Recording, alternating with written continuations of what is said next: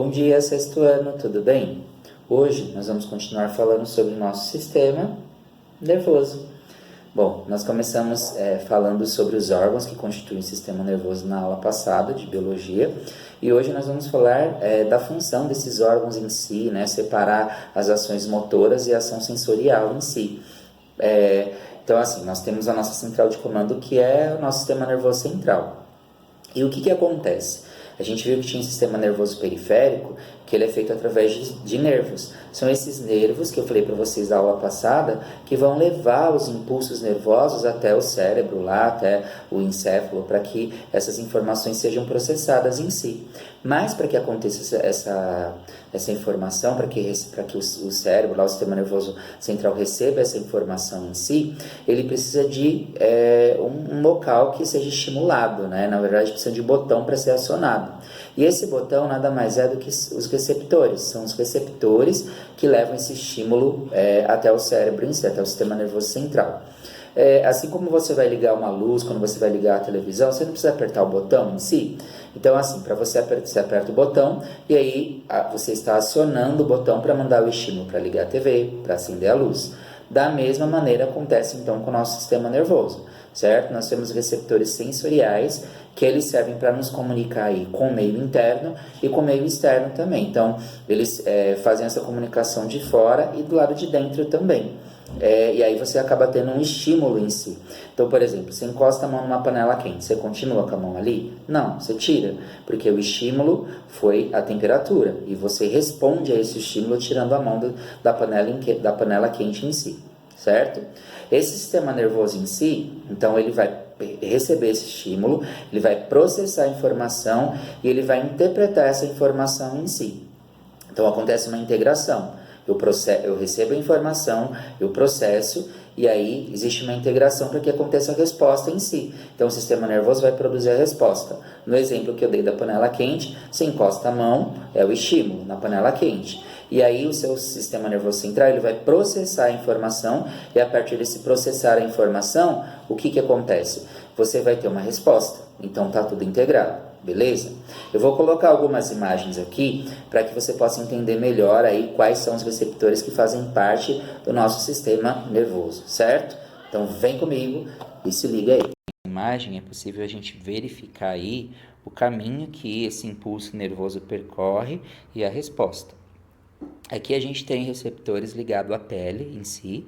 Esses receptores em si, eles vão ser acionados então por um estímulo. Aqui um alfinete, né? Se você reparar, é um alfinete sendo colocado em uma pele e automaticamente dói quando um alfinete é colocado. Ele vai ser impulsionado, né? Vai ser mandado um impulso nervoso pelo nervo em si, agora está de forma sucinta, tá? Aí ele vai lá para a medula espinhal, na medula espinhal vai acontecer uma interpretação, lá uma resposta, e aí você percebe, ó, os receptores, 2 indo para o nervo, 3 indo para a medula espinhal, 4 voltando à resposta, né? Vai acontecer uma contração muscular e eu vou tirar o dedo, se for a perna, eu vou tirar do local e aí eu tenho uma resposta. Então é o caminho que o impulso nervoso segue, desde o receptor até a resposta em si. E aí a gente esbarra naquilo que eu acabei falando da integração, que está na própria apostila também. Aí aqui a gente tem uma imagem mostrando uma pessoa que está escrevendo. Ela precisa segurar a caneta, né? E para segurar a caneta precisa ser pressionada a caneta em si. Mas também precisa ter um estímulo, né? Então esse estímulo é mandado para o cérebro. Manda em azul, o estímulo é mandado para o cérebro em azul em si, e ele volta aqui em vermelho, fazendo com que os músculos fiquem pressionados para que a caneta fique segura, né? Não escape em si. Aí aqui a gente tem os receptores, porque são vários receptores, então os receptores não são todos iguais. Então esse receptor aqui é chamado de quimiorreceptor. É um receptor que é utilizado, não está na apostila, tá? Ele é um receptor utilizado para você sentir o sabor. Então você consegue diagnosticar aqui o sabor, se é doce, se é azedo, se é salgado, né? Então você tem o quimiorreceptor, na verdade, ele é acionado por partículas químicas. Então, você só consegue distinguir o sabor porque quando você coloca o alimento na boca, é uma partícula química que aciona o receptor. A gente chama esses receptores da boca de pápilas gustativas em si. E aí, através das pápilas gustativas, esse impulso nervoso também vai para o nervo, vai para o sistema nervoso central. No sistema nervoso central, você interpreta e aí você tem a resposta que é saber o sabor, sentir o sabor. Se o gosto é bom, você tem vontade de continuar comendo. Se é ruim, você quer parar de comer.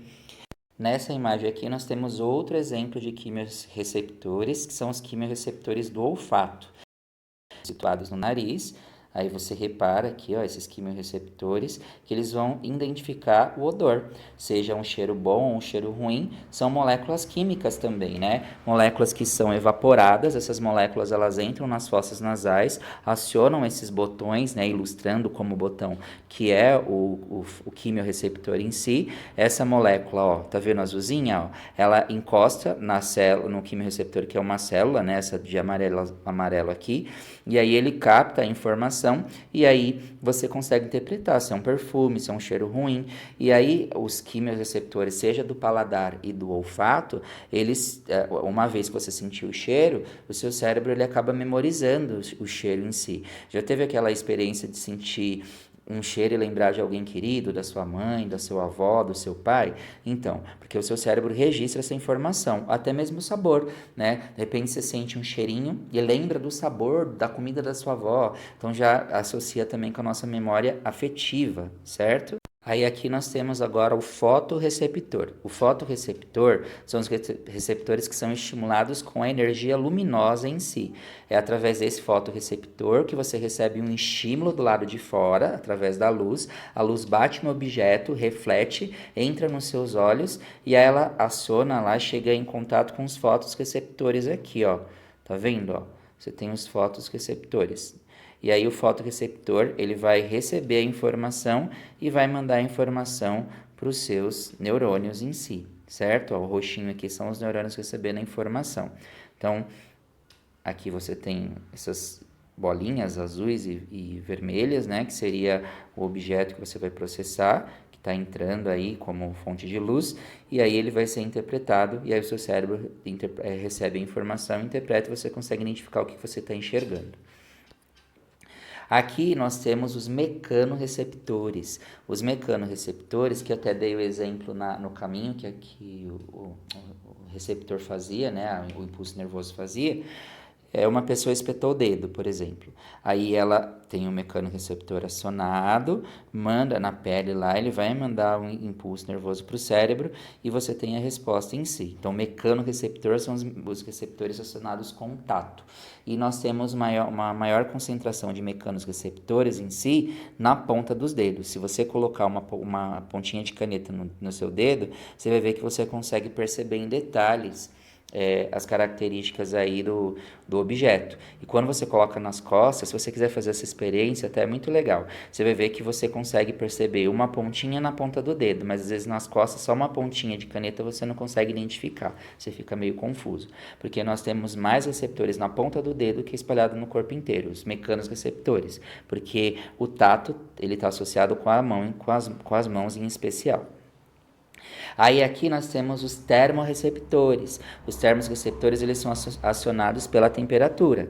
Então, no caso do frio aqui, eu peguei uma imagem de uma pele, aí uma pessoa que está sentindo frio. O que acontece? Os pelos eles ficam elevados, né? Quando você está com frio, não arrepia o pelo em si? O cérebro está entendendo que você precisa se proteger do frio e aí ele é estimulado pelos receptores que estão na pele, ele interpreta a informação que está frio, manda um impulso nervoso para o cérebro lá, ele volta com a resposta e os pelos ficam em pé para tentar te proteger do frio. E do calor é a mesma coisa, né? Se não for uma panela quente, ele vai estimular as glândulas sudoríparas que estão no tecido epitelial, lembra, né, do tecido epitelial, e elas vão secretar suor.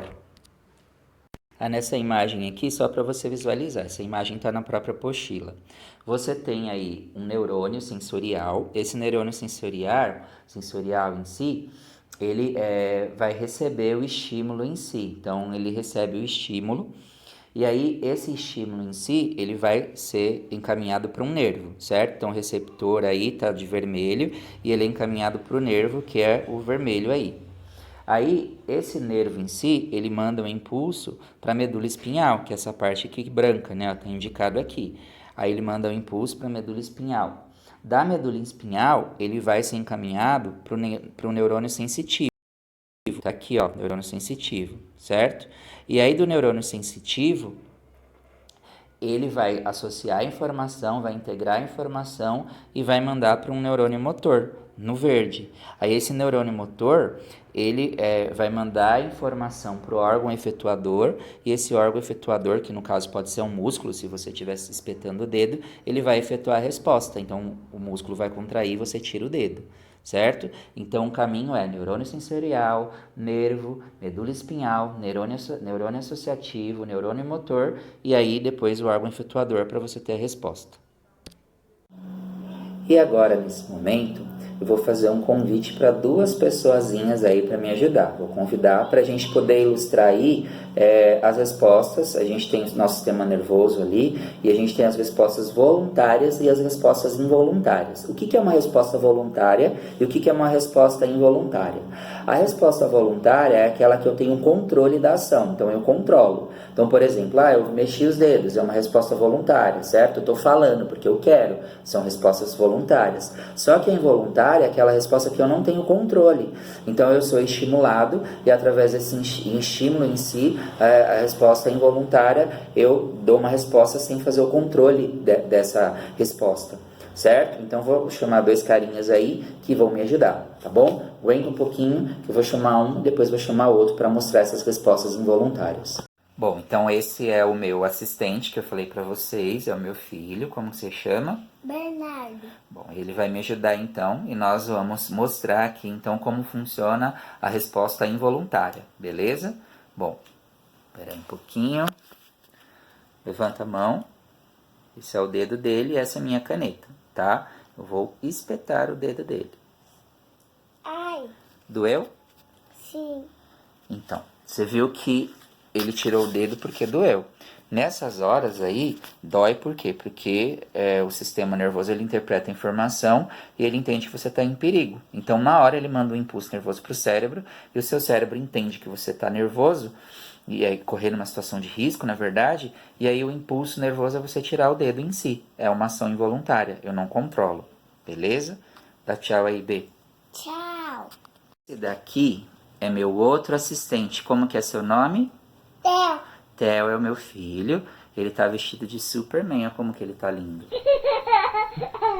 E ele vai me mostrar então, aí a gente vai usar ele como cobaia, e nós vamos mostrar uma outra resposta involuntária, tá bom? Então vamos lá, ó.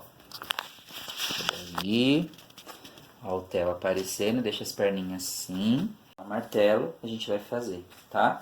Ó, as perninhas dele, reflexo do joelho. Ó, a perna dele mexeu bem pouquinho. Pô, de novo. Ó, tá vendo que tem um movimento da perna? Ó. Vai quebrar É meu osso. É o reflexo. Theo, dá tchau. Tchau. Então, quando ocorrem as ações voluntárias, você tem consciência do que está acontecendo. Agora, a involuntária não, você não precisa pensar para que você tenha uma resposta. É inconsciente. Então, você viu que eu bati no joelhinho do Theo e ele teve um movimento mínimo do joelho, mas teve da perna, né? Um estímulo, um reflexo, sem pensar. E do dedo também, quando eu espetei o dedo com a caneta, é sem pensar. Você tira o dedo porque você está sentindo dor. Então, quando é voluntário, eu penso, e quando é involuntário, eu não penso, eu simplesmente respondo. Da mesma forma, funcionam os nossos órgãos, né? O seu coração bate, você não controla, o pulmão, o intestino, então são movimentos que são involuntários, beleza? Aí os processos das ações voluntárias, elas ocorrem através do pensamento. Você tem consciência, como eu estava dizendo. E aí a informação, ela é processada lá no cerebelo, muitas vezes, ou em outras regiões do cérebro. E aí o cerebelo, ele manda um impulso nervoso, né? Ó, lembra do cerebelo aqui, ó? Ele manda esse impulso nervoso para o músculo estriado esquelético e aí você tem a resposta. Com isso, nós concluímos a nossa aula de hoje sobre o sistema nervoso, né? O sistema sensorial. E aí fica de tarefa de casa a aula 11 para vocês me entregarem na próxima segunda-feira, tá bom? Então fiquem com Deus, que vocês tenham uma excelente semana. Qualquer dúvida é só me chamar que eu estou à disposição. Bye bye, se cuidem, gente. Tchau, tchau.